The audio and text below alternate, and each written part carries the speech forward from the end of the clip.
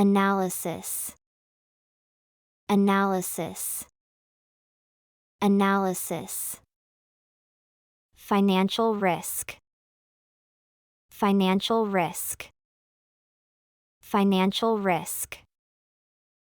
Quantitative, quantitative, quantitative. Qualitative, qualitative, qualitative.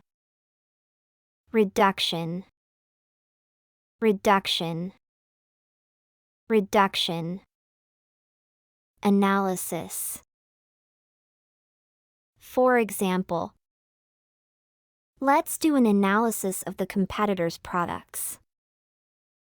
Financial risk.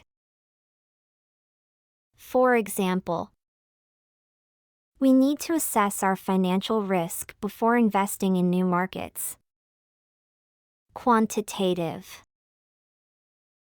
For example, quantitative analysis is used to measure and understand risk levels. Qualitative. For example, qualitative risk assessment focuses on the impact and probability of risks. Reduction. For example, the goal is risk reduction to acceptable levels.